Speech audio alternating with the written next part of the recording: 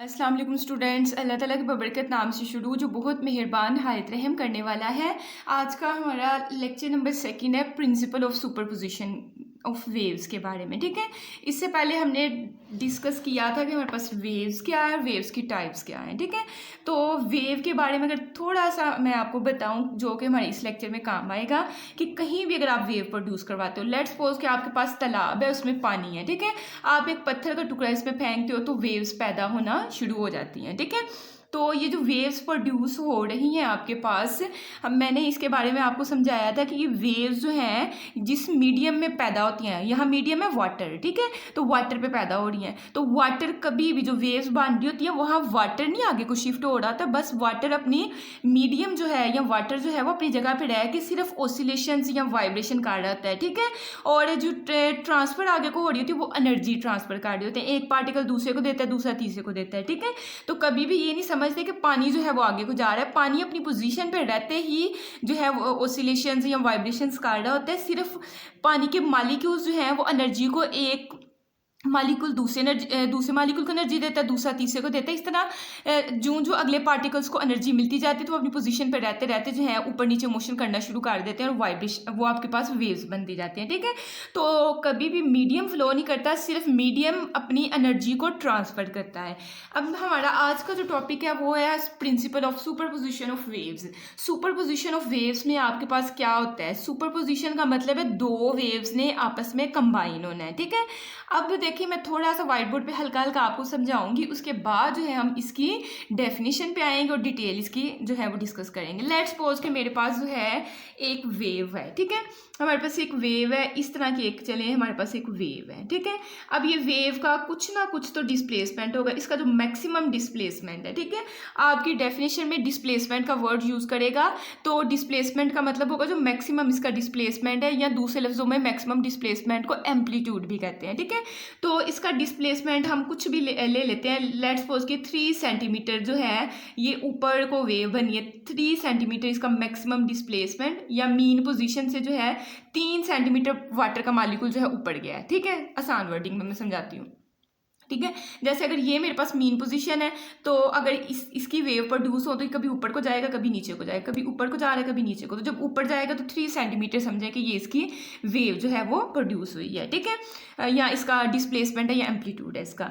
इसके साथ मेरे पास जो है एक और वेव है। ठीक है, जो कि इस तरह से कुछ है और इसका एम्पलीट्यूड आपको नजर आ रहा है, इससे मैंने थोड़ा कम ही बनाया। चलिए लेट्स सपोज कि आपके पास 1 सेंटीमीटर है। ठीक, प्रिंसिपल ऑफ सुपरपोजिशन कहता है कि ये जब दोनों वेव्स मिलती हैं या ओवरलैप करती हैं तो इनके इंडिविजुअल मतलब इस वेव का जो एम्पलीट्यूड है और इस वेव का एम्पलीट्यूड है, जब ये दोनों मिलेंगी तो रिजल्टेंट में जो आपके पास वेव बनेगी ना, जो रिजल्ट में हमारे पास वेव बनेगी उसका जो एम्पलीट्यूड है वो क्या होगा, इन दोनों के इंडिविजुअल या अलजबरी, इंडिविजुअल का मतलब है इसके एम्पलीट्यूड को कितना है 1 सेंटीमीटर और इसका एम्पलीट्यूड क्या है 3 सेंटीमीटर, इनके अलजबरिक सम के बराबर होगी। मतलब कि देखिए 1 में 3 ऐड करें, ये 1 सेंटीमीटर की थी, ये 3 सेंटीमीटर की थी, तो 1 में 3 ऐड आप अगर करेंगे तो आपके पास कितना आना है 4 आना है।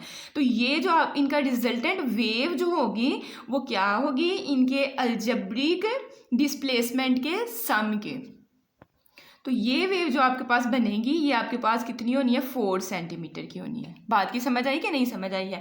तो प्रिंसिपल ऑफ सुपरपोजिशन का यही है कि अगर सिमुलेटेनियसली एक ही वक्त में अगर आपके पास एक वेव ये है, एक ये वेव है आपके पास, ठीक है, इनके कुछ ना कुछ डिस्प्लेसमेंट है। ठीक है, मैक्सिमम डिस्प्लेसमेंट मतलब कि इनके एम्पलीट्यूड्स हैं, इनके जब ये दोनों वेव्स एक दूसरे के साथ कोलाइड करेंगी या ओवरलैप होंगी तो इनके इंडिविजुअल, इसका इंडिविजुअल डिस्प्लेसमेंट कितना है 3 सेंटीमीटर, इसका इंडिविजुअल डिस्प्लेसमेंट कितना है 1 सेंटीमीटर। तो इन दोनों के इंडिविजुअल डिस्प्लेसमेंट का अलजबरिक सम आपके पास होगी। अलजबरिक का मतलब मैं बाद में समझाती हूँ, सम का मतलब आपने जमा, अलजबरिक का मतलब कि अलजबरिक उसमें आपके पास प्लस भी हो सकता है माइनस भी हो सकता है, वो भी मैं आपको तरीका जो है वो इसी में हम लोग डिस्कस करेंगे। तो अब डेफिनेशन को इसके हिसाब से जो है वो डिस्कस करते हैं। देखिएगा हम डेफिनेशन में क्या है, if a particle of the medium, एक मीडियम आपके पास वाटर ही लेट्स सपोज ले लें, ठीक है। हमने जो है एक तालाब के अंदर पानी है और वहाँ वेव्स पैदा की हैं, तो हमारे पास मीडियम फिर वाटर है, ठीक है। मीडियम डिफरेंट डिफरेंट हो सकते हैं, लेट्स सपोज हम वाटर ले रहे हैं। कहते हैं if a particle of the medium is simultaneously acting upon by two waves, ठीक है। आपके पास जो है देखिए ना, आपके पास एक वेव ये है, एक वेव ये है, ठीक है। दोनों को मैंने अलग अलग एग्जाम्पल दी, ये पहली वेव थी, ये दूसरी वेव्स थी, ठीक है। अब ये इधर से आ रही है, इधर से आ रही है, तो किसी एक पॉइंट पे नीचे आपके पास वाटर है, वाटर के ऊपर वेव बन रही है ना, तो उस मीडियम क्या है, वाटर, मीडियम के किसी एक पार्टिकल के लिए, मतलब यहाँ आपके पास ये वाला पार्टिकल है, पानी का एक मॉलिक्यूल है, मतलब कि एक टाइम आने ये भी आती जा रही है, ये भी आती जा रही है, इस पॉइंट पे आके मिल गई है, तो इस पार्टिकल की बात कर रहा है, मीडियम के इस पार्टिकल के लिए। कहते हैं if a particle of the medium is simultaneously acting by two waves, दो वेव्स उस पर एक्ट कर रही हैं, ठीक है। एक वेव इस साइड से आ रही है, एक वेव इस साइड पे आ रही है, उस पार्टिकल पे आके एक्ट हो गई हैं, मिल गई हुई हैं। Then the resultant displacement of the particle, resultant displacement, मेरे पास एक वेव ये थी, एक वेव ये थी, उनका रिजल्टेंट जो मेरे पास आया है, कहते हैं रिजल्टेंट जो डिस्प्लेसमेंट आपके पास है ऑफ द पार्टिकल, उस पार्टिकल का इज द अलजेब्रिक सम, वो आपके पास बराबर होगा अलजेब्रिक सम के of their individual displacements. Algebraic sum आपने किस किस का करना है, उनके इंडिविजुअल, इसके इंडिविजुअल, इसका जो जाती आपके पास इसका अपना जो डिस्प्लेसमेंट है और इसका जो डिस्प्लेसमेंट है, उनके अलजेब्रिक सम के बराबर आएगा, उनको प्लस करके आएगा। लेट्स सपोज ये वाली वेव का जो आपके पास डिस्प्लेसमेंट, उसको नाम दे देते हैं y1, ठीक है। कुछ ना कुछ नाम दे सकते हैं एबीसी में, हमें ये तो नहीं पता कि हर दफ़ा 3 सेंटीमीटर की बनेगी, लेट वो y1 है, और इसका जो डिस्प्लेसमेंट है ना y2, वो हमारे पास कितना है 1 सेंटीमीटर, और y1 हमने किसको रखा हुआ है 3 सेंटीमीटर को। तो जब रिजल्ट आप निकालोगे तो रिजल्ट कैसे आएगा, y1 में प्लस करके y2, ठीक है। 1 में 3 आएगा कि 4, तो इनकी जो आपके पास रिजल्टेंट वेव में जो डिस्प्लेसमेंट आएगा वो 4 सेंटीमीटर का आपके पास आना है, जिसको mathematically y equal to y1 plus y2 हम लोग लिख सकते हैं। तो डेफिनेशन सबसे पहले आप हेडिंग लगाएंगे डेफिनेशन की, उसमें आप यही लिखेंगे कि अगर दो वेव्स जो है एक ही वक्त में एक दूसरे के साथ क्या होती हैं, एक्टेड अपॉन होते हैं या ओवरलैप होती हैं, तो जो रिजल्टेंट आपके पास वेव बनेगी ना, उसका डिस्प्लेसमेंट जो होगा, उसका जो डिस्प्लेसमेंट, जो रिजल्ट में वेव बनेगी, उसका डिस्प्लेसमेंट जो है वो अलजेब्रिक सम होगा उनके अलग-अलग डिस्प्लेसमेंट को जमा करके, और यही आपके पास प्रिंसिपल ऑफ सुपरपोजिशन है, ठीक है। आप पहले हेडिंग लगाएंगे प्रिंसिपल ऑफ सुपरपोजिशन, उसके बाद डेफिनेशन की हेडिंग लगा के, तो यहाँ से लेके आप यहाँ तक सारा जो है वो लिख देंगे, ठीक है।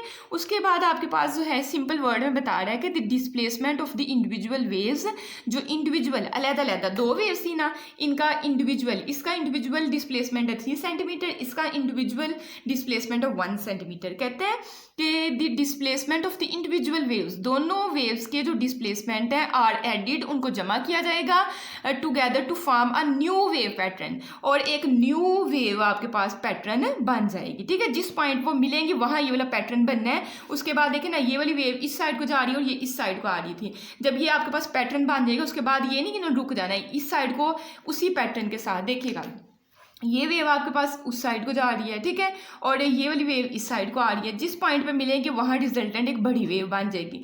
मिलने के बाद जाहिर है वेव्स बननी है, उन्होंने आगे ट्रैवल करना है। आगे ये वाली वेव जो है आपके पास इस साइड को जा रही है, तो आगे मतलब इसके बाद ये सेम वही पैटर्न बन जाएगा, ये नहीं कि डिफरेंस आ जाएगा। नेक्स्ट आपके पास उसी तरह की 1 सेंटीमीटर डिस्प्लेसमेंट की बन जाएगी, और ये जो 3 सेंटीमीटर की बन रही है नेक्स्ट 3 सेंटीमीटर की ही बन के जाएगी। बस ये जहाँ ओवरलैप करना वहाँ आपके पास 4 सेंटीमीटर की बनेगी, बाकी उनका पैटर्न जिस साइड को जा रही थी उसी तरह का आपके पास रहेगा, ठीक है। तो सिंपल सी आपके पास ये बात थी। अब इसमें 2 केसेस आपके पास आ जाते हैं, ठीक है। केस नंबर आपके पास फर्स्ट जो है बड़ा अहम है, इफ़ 2 वेव्स, अगर दोनों वेव्स हैं विच ओवरलैप ओवर ईच अदर, मतलब एक ही साइड से आ रही है एक ही साइड से आ रही है, दोनों जब ओवरलैप करेंगी मिलेंगी, हैव सेम फेज। अब फेज की जो पिछले लेक्चर में मैंने डेफिनेशन करवाई है, the relative position of a point on the wave at a given time, एक टाइम में जो है किसी भी पार्टिकल की पोजीशन को उसका फेज कहते हैं। इसको मैंने एंगल भी आपको वैसे कहा था, ठीक है। तो कहते हैं if two waves which overlap each other have same phase. अब सेम फेज का मतलब यहाँ समझिएगा, सेम फेज का मतलब है कि अगर ये दोनों वेव्स की मैं बात कर रही हूँ, ये दोनों वेव्स की बात कर रही हूँ, ठीक है, सेम फेज का मतलब है कि अगर पहली वेव का यहाँ क्रस्ट है तो उसी वक्त दूसरी वेव का भी क्रस्ट ही बनना चाहिए, ठीक है। ऐसे ना हो कि अगर पहली का यहाँ क्रस्ट बन रहा है, दूसरी वेव का ट्रफ बन रहा है, तो इसका मतलब ये इन फेज या सेम फेज नहीं है। सेम फेज को इन फेज भी कहते हैं। सेम फेज का मतलब केस 1 में हम पढ़ेंगे इन फेज या सेम फेज हो, क्रस्ट के ऊपर क्रस्ट हो, ट्रफ के ऊपर आपके पास ट्रफ हो, तो ठीक है। तो जब इन दोनों वेव्स को अगर एक लाइन के ऊपर ड्रा करते हैं, सबसे पहले ये जो आपके पास ब्लू वाली, ये ब्लू वाली थोड़ी बड़ी थी, ये इसको ड्रा किया, और जो आपके पास रेड वाली थोड़ी छोटी, इन दोनों को इकट्ठा किया, तो इनका रिजल्टेंट में ये आपको एक सिंगल वेव देंगी जिसका एम्पलीट्यूड जो है या डिस्प्लेसमेंट जो है इन दोनों के, अगर ये आपके पास जो है वो 1 सेंटीमीटर की है और ये 3 सेंटीमीटर की है, तो ये आपके पास रिजल्टेंट में 4 सेंटीमीटर की बनेगी। तो इन फेज का मतलब समझ आ गया कि अगर पहली वेव का क्रस्ट है तो दूसरी का भी आपके पास क्या होना चाहिए, क्रस्ट ही होना चाहिए, ठीक है। और अगर उसके बाद फिर ट्रफ बन रहा है तो दूसरी का भी आपके पास ट्रफ बनेगा। तो कहते हैं कि if two waves which overlap each other, जो दोनों के साथ आके मिलती हैं, हैव सेम फेज, अगर उनका फेज सेम है, देयर रिजल्टेंट डिस्प्लेसमेंट, तो उनका रिजल्टेंट डिस्प्लेसमेंट मैंने अभी आपको वहाँ बताया है y is equal to y1 plus y2।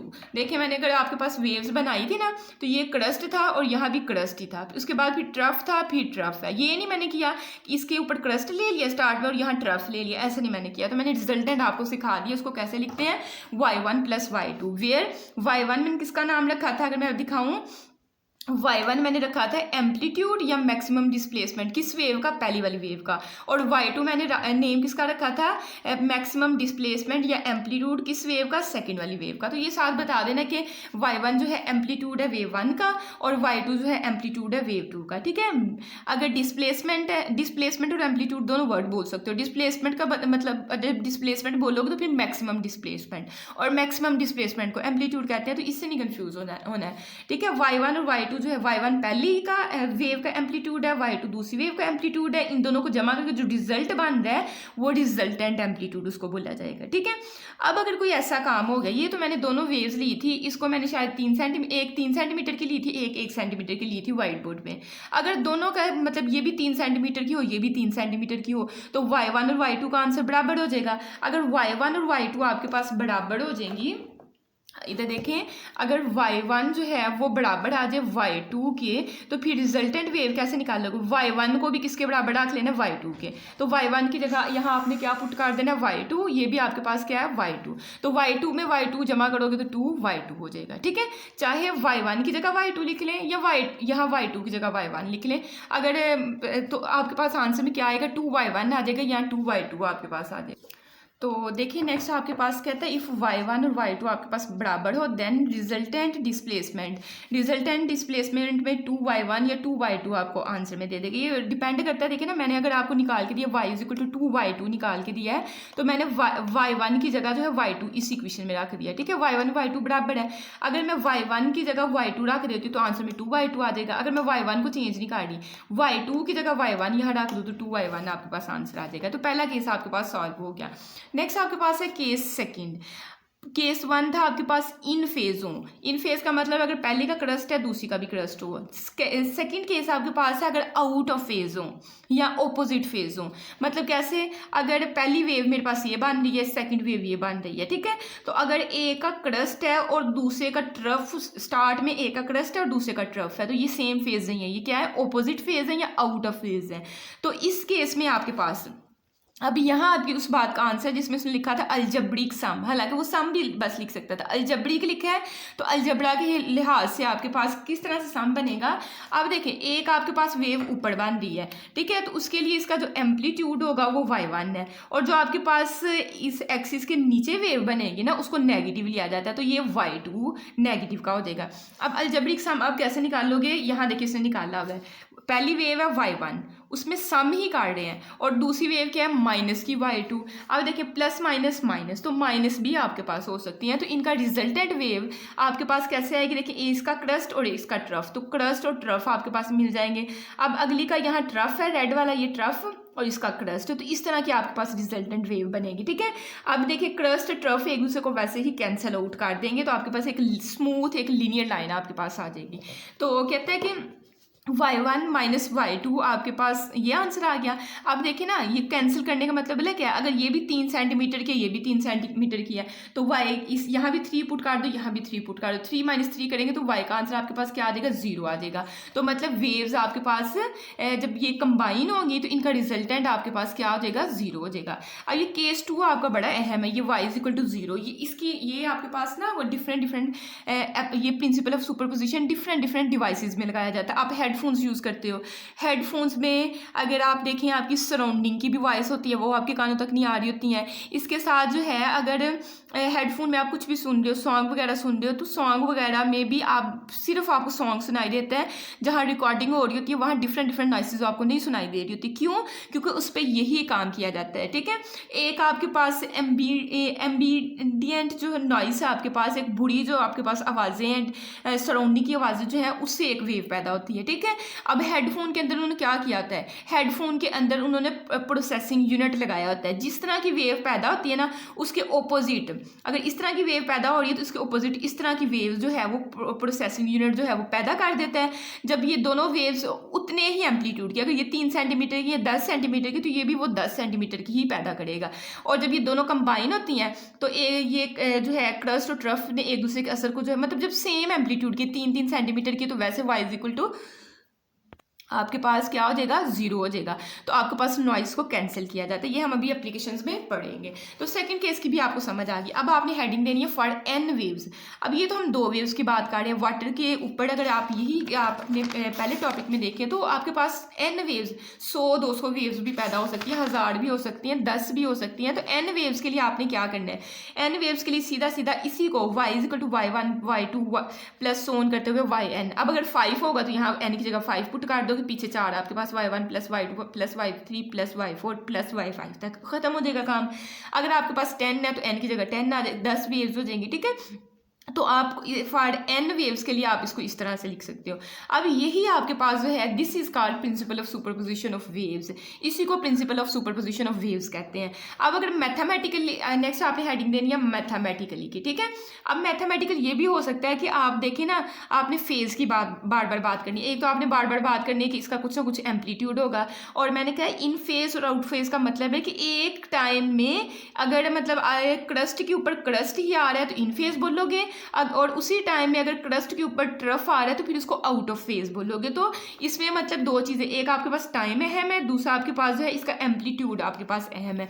Amplitude को x के साथ और टाइम को t के साथ। तो इसी को y is equal to, y को आप y जो है वो डिपेंड कर रहा है किस पे, x ऑफ t, इस तरह लिख सकते हो, y1 x of t, y2 x of t, yn x of t, इस तरह भी आप लोग लिख सकते हो, ठीक है। तो बता रहा है कि ये जो y x ऑफ t है ये आपके पास रिजल्टेंट वेव है, और ये जो आगे से आपके पास ये हर एक की अलग-अलग वेव है, इंडिविजुअल वेव्स हैं, ठीक है। जैसे मैंने यहाँ कहा था y1 किसके पहले वाली वेव का एम्पलीट्यूड है, और y2 जो है दूसरी वाली वेव का। तो इसी तरह अगर आपके पास जितनी वेव्स हैं उस ये जो है ये रिजल्टेंट है, ये पहली वेव का आपके पास जो है एम्पलीट्यूड है, ये दूसरी वेव का एम्पलीट्यूड है, ये n वाली वेव का एम्पलीट्यूड है, ठीक है। इस तरह से आप ये थोड़ा सा बता सकते हो। उसके बाद आपके पास कंक्लूजन में आप क्या लिखोगे। अब ये सारा डिस्कस करने से हमें कुछ कंक्लूजन मिली, हमारे पास 3 हमें बेसिक डेफिनेशंस मिली। कंक्लूजन में लिखोगे principle of superposition of waves leads to many interesting phenomenas. Principle of superposition से हमें बहुत से जो इंटरेस्टिंग है फिनोमिनाज या टर्म्स से हमें जानने को मिली है। सबसे पहले आपके पास इंटरफेरेंस है। इंटरफेरेंस में आपके पास क्या होगा, सबसे पहले मैं अगर आपको बताऊँ कि ये मेरे पास जी एक वेव पैदा हुई है, ठीक है, एक लाइन के ऊपर ये वेव पैदा हुई है, ये जी हमारे पास वेव पैदा हुई है, ये वेव पैदा हुई है, ठीक है, यहाँ तक हमारे पास वेव पैदा हुई। एक मेरे पास ये आपके पास है, देखिए ये वेव में आपके पास कितनी फ्रीक्वेंसी है, एंड नंबर ऑफ वेव्स को फ्रीक्वेंसी कहते हैं 1, उसके बाद यहाँ तक जाएंगे 2, 3 और ये 4 आपके पास। अगर अगली वेव भी उसी सिमत में पैदा हो रही है, ठीक है, इसमें भी आपके पास फ्रीक्वेंसी 4 आती है। देखिए 1, 2, उसके बाद आपके पास ये 4, ठीक है। आपके पास ये आपके पास 1 फ्रीक्वेंसी, ये आपके पास 2 फ्रीक्वेंसीज, 3 और ये 4। अगर आपके पास किसी भी वेव में फ्रीक्वेंसी सेम हो और सेम डायरेक्शन में आपके पास वेव ट्रेवल कर रही हो, ये इस साइड को पैदा हो रही थी, इस साइड को जा रही थी, ये भी इस साइड को जा रही थी, नंबर ऑफ वेव्स जो पैदा हुई हैं वो भी इनमें 4 है, तो इस तरह की आपके पास जो है कंडीशन जब आएगी उसको बोलेंगे interference. Two waves having same frequency and travelling in the same direction, same frequency और सेम डायरेक्शन में ट्रेवल कर रही हो तो उसको बोलते हैं इंटरफेरेंस। ठीक है, बात की समझ आई कि नहीं। लेकिन अगर ऐसा हो जाता कि आपके पास जो है एक में वेव जो है 4 पैदा हो रही हैं और अगले में चलें जी 5 पैदा हो रही है, यहाँ तक आपके पास चला गया, तो इसका मतलब है कि डायरेक्शन इसकी भी साइड को है, इसकी भी डायरेक्शन तो सेम है लेकिन वेव्स में थोड़ा सा फर्क आ गया है। मतलब वेव्स, नंबर ऑफ वेव्स का मतलब है कि फ्रीक्वेंसी में थोड़ा सा फर्क आ गया। अगर फ्रीक्वेंसी में फ़र्क आ जाए, एक में वेव्स ज़्यादा पैदा हो रही है, एक में कम पैदा हो रही है, तो इस तरह की जो आपके पास है उसको बोलते हैं बीट। कहते हैं two waves slightly different frequencies, speed in तीनों में सेम होनी है, स्पीड तीनों में सेम होनी है। पहले में अगर फ्रीक्वेंसी भी सेम और सेम डायरेक्शन में जा रहे हैं तो इंटरफेरेंस, फ्रीक्वेंसी में थोड़ा सा फर्क आ गया लेकिन डायरेक्शन सेम है तो उसको बीट बोलेंगे। और अगर आपके पास जो है फ्रीक्वेंसी सेम हो दोनों वेव्स की लेकिन डायरेक्शन अपोजिट हो जाए, एक वेव इस साइड को जा रही है एक इस साइड को आ रही है, तो उसको बोलते हैं स्टेशनरी वेव्स। ठीक है, मतलब कि यही अगर आपके पास इसी एग्जांपल को दोबारा से डिस्कस करते हैं, इसमें हमारे पास 4 वेव्स हमने पैदा की हैं, यहाँ भी आपने 4 वेव्स ही पैदा करी है लेकिन डायरेक्शन आप इस साइड को हो गई, ये एक वेव हो गई, ये आपके पास दूसरी वेव, ये आपके पास तीसरी वेव और यहाँ आपके पास 4, लेकिन ये इस डायरेक्शन में, ये इस डायरेक्शन में, waves number of waves same है लेकिन डायरेक्शन अपोजिट है तो इसको बोलते हैं स्टेशनरी वेव्स। ठीक है, अब हम एप्लीकेशन की तरफ जाते हैं। एप्लीकेशन मैंने वैसे पहले भी थोड़ी सी डिस्कस कर दी हुई है।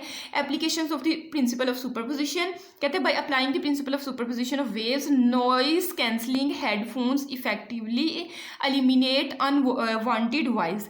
आप अगर आपने अपने कानों में हेडफोन्स लगाए हुए हैं, बाहर से अगर आपके पास वॉइस आ रही है या जहाँ रिकॉर्डिंग हो रही है, जो म्यूजिक आप सुन रहे हो वहाँ अगर कोई हल्की फुल्की नॉइस हो तो उसको हेडफोन्स जो है वो अनवांटेड, मतलब वो हम लोग चाहते नहीं कि उस तरह का शोर हमारे कानों में आए, तो उसको एलिमिनेट कर देता, ख़त्म कर देते हैं। ठीक है, कब? जब आप प्रिंसिपल ऑफ सुपरपोजिशन लगाते हो। कहते हैं अब उसमें क्या क्या किया जाता है, इसमें 5 स्टेप्स आपके पास फॉलो होते हैं। हेडफोन्स कंटेन 1 और मोर माइक्रोफोन, एक हेडफोन के अंदर एक माइक्रोफोन नहीं होता, 2 या 2 से ज़्यादा होते हैं। 1 और मोर, एक या एक से ज़्यादा आपके पास हेडफोन्स होते हैं।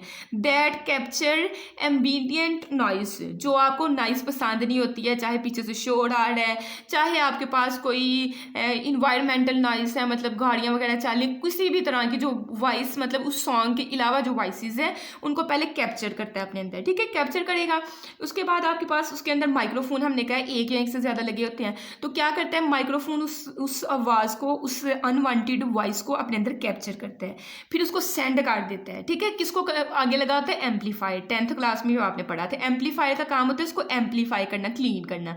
उसको कहते हैं कि sends the sound signals to an amplifier, एक एम्पलीफायर को भेज देते हैं, and a processing unit in the headphone, और उसको फिर प्रोसेस किया जाता है। ठीक है, मतलब कि अनवांटेड वॉइस को उसमें से जो है एम्पलीफाई किया जाता है या साफ किया जाता है, इस तरह बोल लें आप। ठीक है, अब आगे प्रोसेसिंग यूनिट का काम क्या होता है? प्रोसेसिंग यूनिट ने क्या करना होता है, उसी तरह की जिस तरह की आपके पास वेव, अगर आपके पास इस तरह की वेव पैदा हुई है तो उसने क्या करना है, एंड ये आपके पास एक नॉइस है, नॉइस की वेव बनी है, उसकी एंटी नॉइस ओपोजिट कैसे? अगर यहाँ क्रस्ट बन रहा है तो जो वो अगर 3 सेंटीमीटर का यहाँ क्रस्ट बन रहा है तो वो 3 सेंटीमीटर का यहाँ ट्रफ पैदा कर देगा। ट्रफ पैदा करेगा, देखिए ये आपके पास क्रस्ट है, ऊपर आप प्लस का 3 लोगे, नीचे आपने माइनस का 3 लेना है, दोनों को जमा करोगे तो 0 आपके पास, तो वो वॉइस आपके पास क्या हो जाती है, नॉइस कैंसिल हो जाती है, खत्म हो जाती है। ठीक है, तो कहते हैं प्रोसेसिंग यूनिट ने जनरेट करना है anti noise signal which is exact opposite of the ambient noise, जो आपने नॉइस पैदा की थी उसके बिल्कुल ऑपोजिट उसने एक और जो है वो आपके पास बना देना है। कहते हैं दी एंटी नॉइस सिग्नल, जो उसने एंटी नॉइस सिग्नल ये वाला जो आपके पास बनाया है, इज देन प्लेड, उसको चलाया जाता है थ्रू दी हेडफोन्स के जरिए, along with the desired audio, उस म्यूजिक या जो भी आप सुन रहे हो ऑडियो में उसके साथ चलाया जाता है। कहते हैं when the anti noise signal meets the ambient noise, अब देखें आप जो सॉन्ग सुन रहे हो उसमें कोई शोर वाली कोई चीज़ है, ठीक है, कोई ना कोई उसमें आवाज़ आ रही है, जब आपके पास जो आपने एंटी नॉइस पैदा किया उन उस म्यूज़िक के साथ इस एंटी नॉइस जो आपने पैदा की, इन दोनों को कंबाइन किया जाए, चलाया जाता है, तो फिर एक दूसरे को इफेक्ट को ये कैंसिल करके बिल्कुल स्ट्रेट सिर्फ आपको म्यूजिक सुनाई देता है। तो कहता है the anti noise signal is then played through the headphones along with the desired audio जो सुनना आप चाह रहे हैं, जो सॉन्ग आप सुनना चाह रहे हैं उसके साथ चलाया जाता है। When the anti noise signal meets the immediate noise the two waves cancel each other out resulting in much a quieter listening experience. एक दूसरे को कैंसिल कर देते हैं, शोर को खत्म कर देते हैं, क्योंकि जितनी वेव थी उतनी ही उसके ऑपोजिट वेव पैदा होगी, दोनों एक दूसरे को असर को कैंसिल कर देती है, तो नॉइस खत्म हो जाती है और आप एक अच्छी सी वॉइस जो है सुन सकते हैं। कहते हैं through the above example is an over simplification of the situation. कहता है कि ये कोई भी आपके पास सिचुएशन उसको किस तरह से सिंप्लीफाई किया जाता है कि उसमें क्या प्रोसेस होते हैं, ये सारी चीज़ें हमने ऊपर बताई है। As noise cancelling headphones use complex algorithm and multiple microphones to achieve optimal noise cancellation. कहता है कि अगर आपने किसी भी इंस्ट्रूमेंट में से या किसी सॉन्ग वगैरह में से या किसी भी चीज़ में से नॉइस को अगर आपने कैंसिल करना है तो उसके लिए आपको छोटी छोटी टेक्निक्स लगानी पड़ती है। उसमें मल्टीपल आप माइक्रोफोन्स यूज़ कर रहे हो या कम्प्लेक्स थोड़ी पेचीदा एल्गोरिथम्स को यूज़ करके तो फिर वो नॉइस आपके पास कैंसिल होती है। The basic principle of superposition remains a fundamental concept in understanding how they work. तो ये जो आपके पास आपने प्रिंसिपल ऑफ सुपरपोजिशन सीखा है, ये हमें सिखाता है कि किस तरह से आपके पास काम करते हैं। तो ये छोटा सा आपका टॉपिक था, इसके साथ मैथ्स की वीडियो को भी देखा करें। पहले जो 6 चैप्टर्स हैं उनके न्यूमेरिकल्स प्लस एग्जाम्पल्स, न्यूमेरिकल के साथ एग्जाम्पल्स भी आपकी उतनी ही अहम है जितने न्यूमेरिकल्स अहम है। तो साल के स्टार्ट में जो है आप न्यूमेरिकल कर रहे हैं, साथ साथ एग्जाम्पल्स भी करते जाएं और वीडियोस को देखा करें, इनको लाइक किया करें, सब्सक्राइब किया करें, अपनी राय के साथ जो है आगाह किया करें। Thanks for watching this video. अल्लाह हाफिज़।